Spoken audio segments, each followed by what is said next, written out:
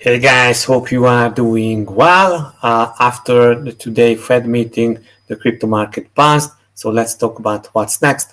So my name is Mike Denkler and I'm bringing you the most important crypto news, technical analysis, altcoin, NFT, DeFi gems every day to keep you updated and educated.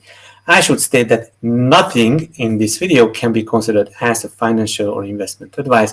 So everything just for your education and entertainment purposes only. So guys, please smash those likes, subscribe to the channel if you haven't already done so, push the bell notification or follow us on join our Telegram group and also follow us on Twitter. So let's share my screen and let's get into our favorite bubble chart and let's see what's happening on the market. But as you see, few coins just consolidating like Aaron, Mana, Omi, Cake, Quant, Mina Protocol, Near, Gala, Quant, just correcting a little bit, but they rallied really well yesterday. And few others like Curve, VX, Cello, Cadena, Luna, 1 inch, R-Weave, Hex, Waves are doing well. So 1 inch is before a kind of breakout. Cadena seems to be broke out, just waiting for the confirmation. So the market overall looks good. Bitcoin is down 2.6%. So now back to the 48,000 US dollar zones. So failed to broke out 50,000, but I think it's just working on to get more power. Ethereum is down 1%, but still traded above 4,000 US dollars. Let's check our favorite indicator, the crypto fear and greed index. And yes, the index is at 29, so we are still in the fear zone. And that recently the index went down from the neutral zone to the fear zone. And we had a few days that just touched really low levels at 16, extreme fear. So now we are hovering here. And when investors are fearful, that's a good buying opportunity. When investors are greedy, that's due for a correction. And also there is a saying from Warren Buffett that be greedy when others are fearful and be fearful when others are greedy. So this is how this index should be considered. But this is not a financial advice. Do your own research and play the game accordingly. So let's go to our next news. We already talked about that the Fed doubles taper rate, eyes free interest rate hikes with quarters in 2022 as inflation soars. Guys, so inflation is the highest in the past 40 years. So it's up at 7% per year. And the inflation target is at 2%. So it's really fast from there. So there will be interest rates hikes and also these 120 billion purchasing treasury bonds and mortgage-backed securities will be scaled back the program by 15 billion a month. The timeline that would end the program by late June. So this will give a market a time to just go back to normal and hope we will see no lockdowns and also the economy can recover from here. Okay, so hope that will solve this high inflation problem and the money printing will go to lower levels. But as I mentioned yesterday, so I still believe that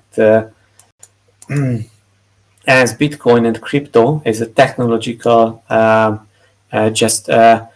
innovation that also will develop further, even if we experience a bear market, even if there is a depression out there, even there is a high inflation. So I don't worry on that. So analysts list 21 factors calling for Bitcoin price upside, but just 4 bearish signals. So more bullish and less bearish signals. Enough there for a Bitcoin upside breakout. So this is the crypto fear and greed index. So it seems that we are bottoming out here, and that was the bottom when we touched 16.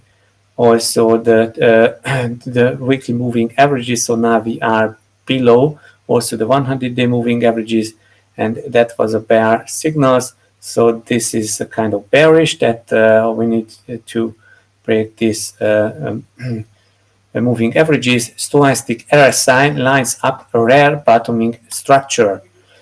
This is from TechDev. BTC 3-day hidden bullish divergence getting ready to play out, in my opinion, with RSI just over 40 and imminent stochastic RSI cross, all following a prior bearish divergence marked local disruption top. Okay, so this is the Bitcoin price, and we had this bullish divergence that time. You see on the RSI, and you see on the Bitcoin price, and that was the bearish divergence here in March, and also played out because after that Bitcoin price dropped.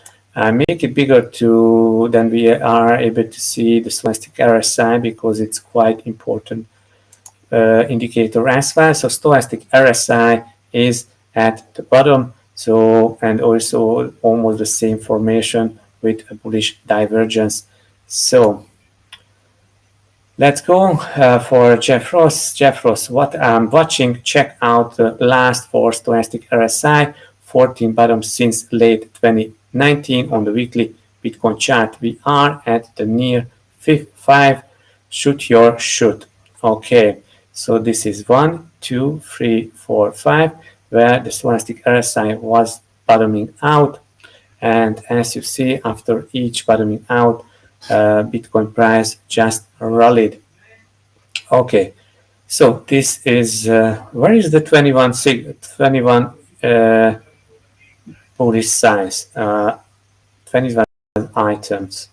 Or maybe if we are adding all the things that we are adding all the stochastic RSI, maybe it's 21, but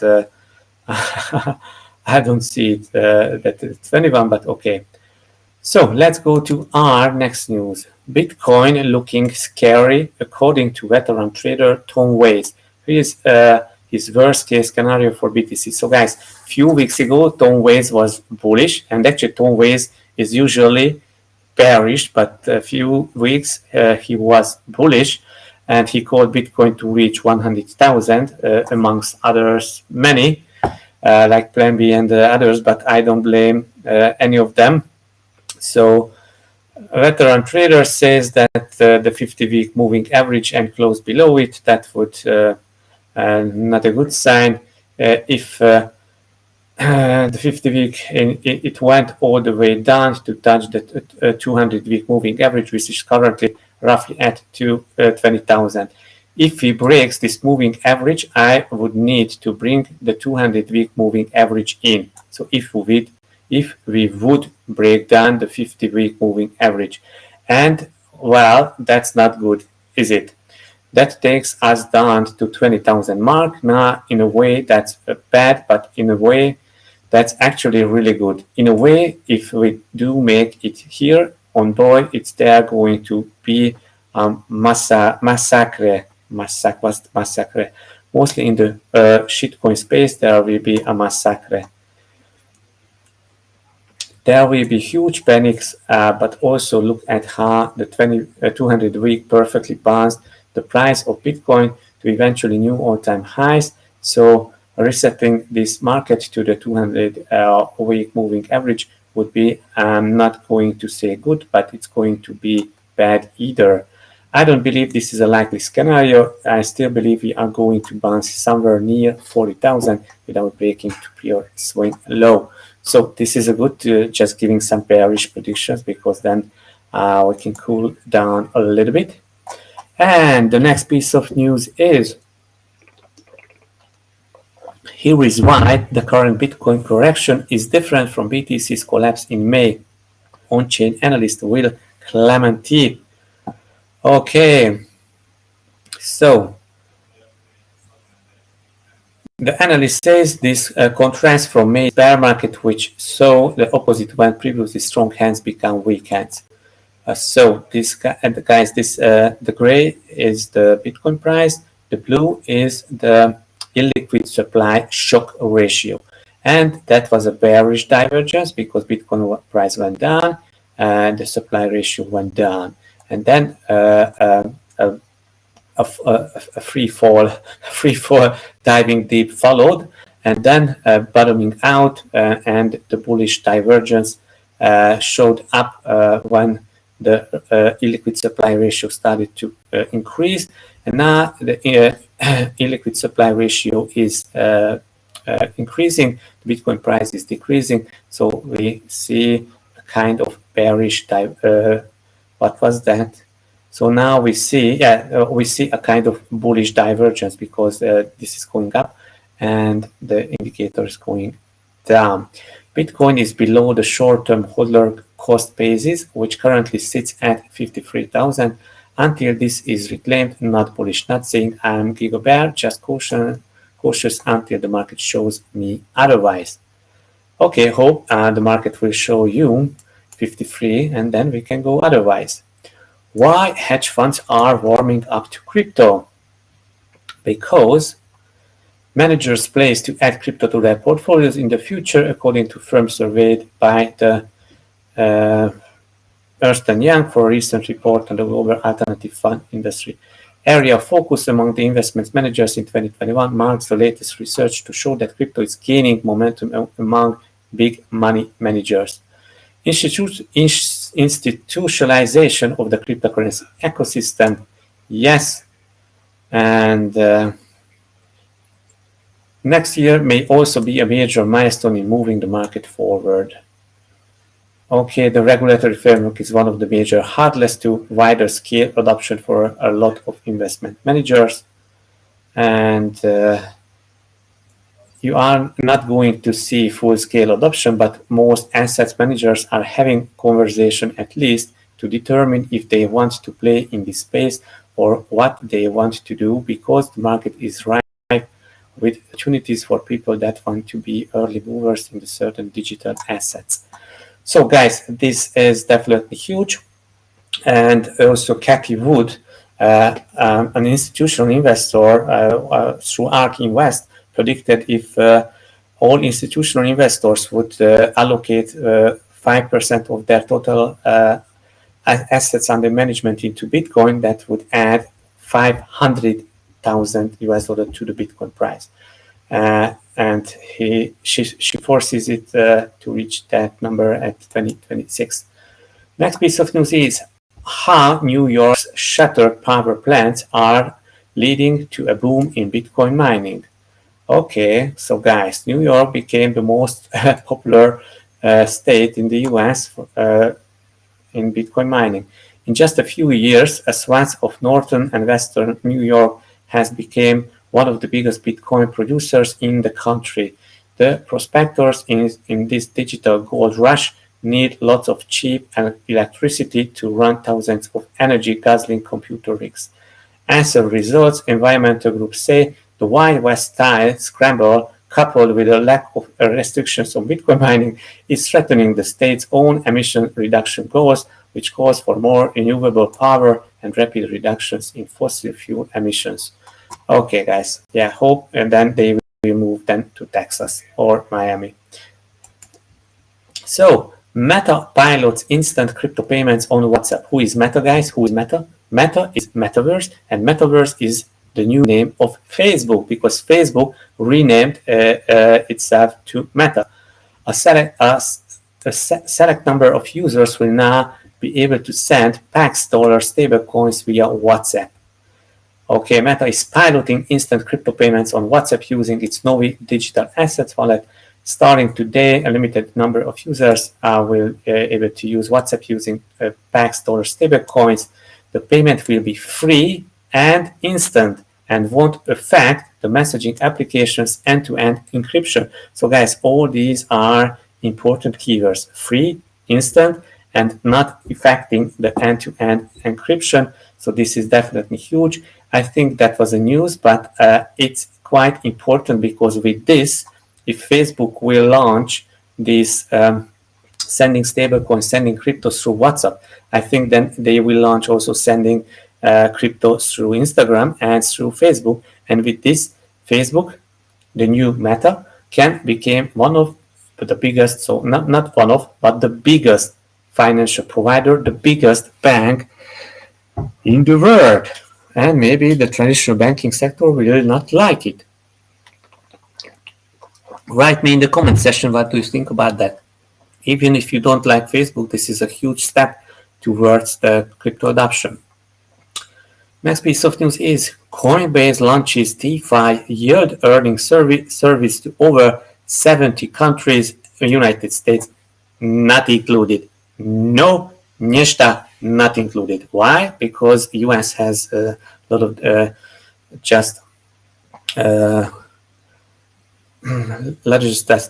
a lot of things that are not allowing people to earn funds. I think they will allow it to their licensed banks. The cryptocurrency exchange Coinbase has revealed that it has made decentralized finance DeFi more accessible by giving Coinbase customers from over 70 countries access to earning yield on stablecoins DAI. And this is really important because they will not earn interest rates on USDT or USDC. So DAI is a decentralized stablecoin, and they really like this idea because they are not using a centralized stablecoins to earn yield, but also rather than a decentralized one like DAI. Coinbase claims the process is simple with no fees, lookups, or setup hassle, as the firm believes DeFi has tremendous potential to help increase economic freedom. I cannot agree more. Guys, so this is important even if you don't like Coinbase because it's expensive and centralized, but for an average user, for the average Joe and average Janet, this is perfect. Cool. Let's go to our next news. Time to rebrand EOS, says founder Daniel Larimer after fallout with Block One. So that was a huge inside war in EOS.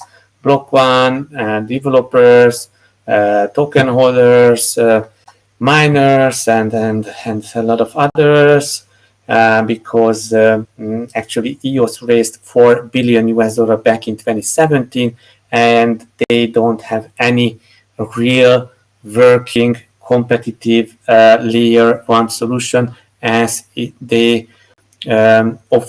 just proposed that they will be an Ethereum killer with much better and bigger layer one. So it's time to rebrand EOS and have renewed vision and purpose that can motivate community engagement and investment in growth. BitBoy, I was checking on SatanMask wallet app on cell phones to swapping tokens. Something like that will be very useful for EOS, since EOS can handle large volume. Not it is a big pain with exchanges to swap tokens. So this is okay, not just rebranding. What they need, something that makes EOS usable. Are you talking about changing the name of EOS? Not just the name, but adding clarity to the vision and purpose. EOS is the biggest decentralized autonomous organization. I wouldn't. Maybe this is, but maybe not. A representative of the largest DAO is the word EOS. Ian welcomes new investors, developers, businesses, and individuals with open arms, and we enter a new era.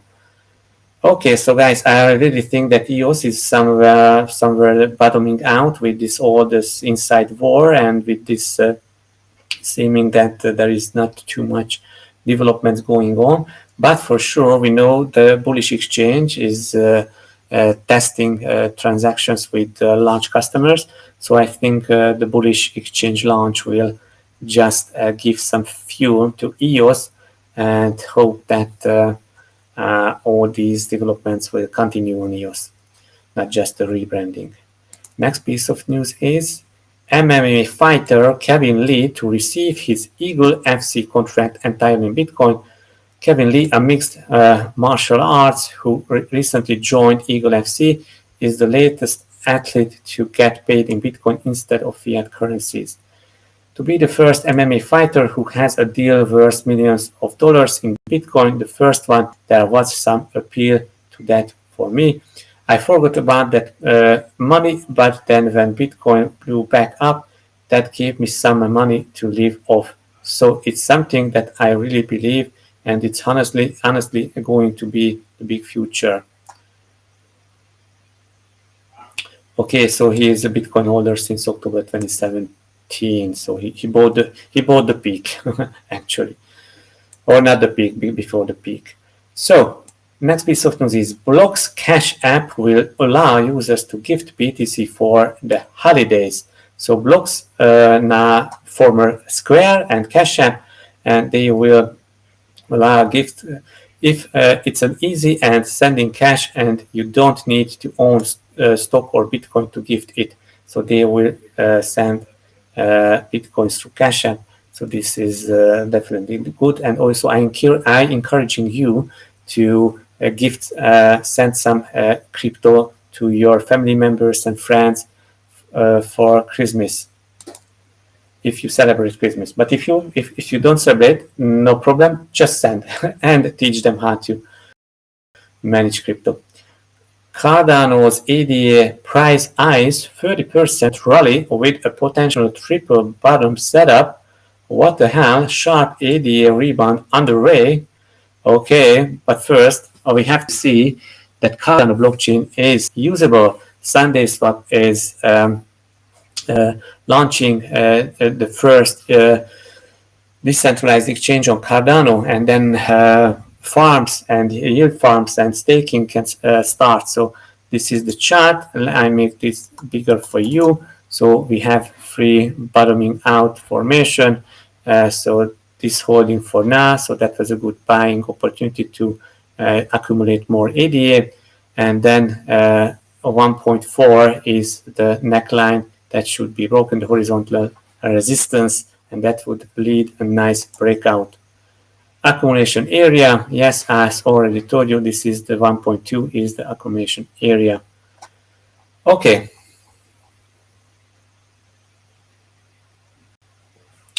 Next piece of news is Coinbase wallet rolls out support for NFTs.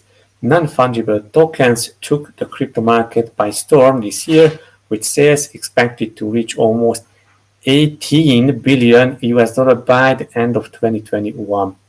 OpenSea, one of the most used platform, and you see the sales volume. So this is picking up, sometimes dropping back, picking up, dropping back, picking up, dropping back. So now we are preparing for the next peak in NFTs, NFT trades.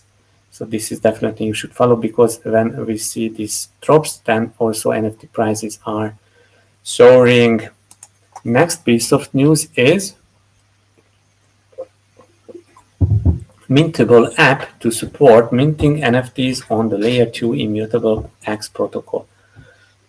By integrating Immutable X technology into its marketplace, Mintable hopes to tackle gas and scaling limitations for NFT traders. Okay, so that would be nice. A little bit complicated to use Immutable X, but if you want to mint, but maybe with Mintable, that would be a much easier option to mint NFTs. We want to be everywhere NFT fans are, and Mintable's dedication to break new ground is in empowering audiences with smart contracts in mind-blowing. We are excited to welcome the communities and work with Mintable app to grow NFT marketplace. So guys, definitely check it out. Also, we are considering to use Immutable X with Mintable, but we see. The Sandbox partners with Metaverse platform blockchain space. So guys, two Metaverse platforms are doing partnerships. The blockchain-based gaming platform, the Sandbox, has partnered with blockchain space, a Metaverse platform, to almost more guilds and players.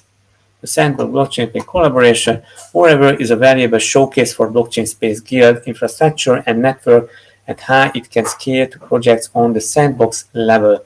Scaling communities for NFT games is a crucial aspect of building and expanding the appeal of the metaverse.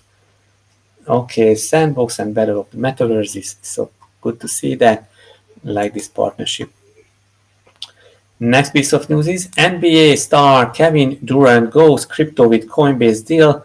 NBA and Brooklyn Nets star Kevin Durant has agreed in a new promotional deal with crypto exchange Coinbase. So I'm sure that he will get his salary in crypto and Bitcoin, and he will promote crypto and Coinbase to the audience. So guys, this is definitely huge. Follow him, and I like that all athletes and these celebrities are getting into crypto and they are promoting crypto. Rarible integrates Tezos NFTs. It's good for Tezos and also good for Rarible. Tezos has become the third blockchain after Ethereum and Flow to be integrated into Rarible. So why not Solana? Solana is also working on NFTs. Good question. Good question. But for now, Tezos is the third one. Next piece of news is, you will like it, AccuWeather Chainlink node goes live. So AccuWeather is running a Chainlink node. AccuWeather is the latest real world company, not a crypto company, to utilize crypto's most popular Oracle project. AccuWeather's Chainlink node has gone live. The node will let AccuWeather provide weather data to smart contracts. Several other real-world companies have adopted Chainlink in recent months. Okay, so this is huge. We look forward to seeing how hybrid smart contracts using AccuWeather data create value for farmers, business, and humans all over the globe, ultimately fostering a lasting social impact across developed and emerging markets. So, definitely, if you check AccuWeather about the weather, just remember that they are running a Chainlink node. Next piece of news is Avalanche integrates Circle's USDC to boost DeFi adoption. So now Avalanche will be available on, USDC will be available on Avalanche C chain, and launching the native supports for its dollar-pegged USDC stablecoin. Following the integration, users will be able to mint and redeem USD directly on Avalanche. USDC is already the most widely used stablecoin on Avalanche. So with this, I think we will see nice yield farms and staking and lending on Avalanche, on Trader Joe, and in Avalanche ecosystem. Okay, so that's huge. Next piece of news is Michael Jordan jumps into Web3 via Solana app for athletes. The NBA legend and son Jeffrey Jordan are launching Hire, a fan engagement platform built on the Solana blockchain. Okay, Web3 fan engagement platform built on Solana. Hire, how to spell it, Hire, has raised $10 million in seed funding and will launch in 2022. So guys, this is definitely huge. I think they want to give the opportunity to other celebrities and athletes to mint NFTs and promote NFTs through Solana. So this is a good news for Solana. Maybe that was one of the reasons we witnessed Solana pumping. Next piece of news is game developer Moonray PBC raises $3.5 million, aims to bring NFT and blockchain gaming to Bitcoin. So NFT and blockchain gaming to Bitcoin. Guys, this is huge. Not to Ethereum, not to Solana, not to other Cardano, not to other blockchains, but to Bitcoin. So we will see NFTs and gaming coming into Bitcoin. And this is definitely huge. I think others will join this initiative. When our marketplace is fully operational, we will feature Lightning Network integration, Bitcoin payments, and NFTs that have the ability to earn Bitcoin yield. So because the Taproot upgrade that happened in November, that I think Bitcoin has a smart contract capability now, and maybe this will hub to launch NFTs and online games on Bitcoin. So that was the news yesterday, but quite important news that 33.5 billion worth of ETH trapped in largest Ethereum contract. So all these Ethereums are locked down in the Ethereum 2.0 staking contract. And if we have DeFi Llama open here somewhere, then we need to check out burn rating. Okay, not that. So we don't have open this.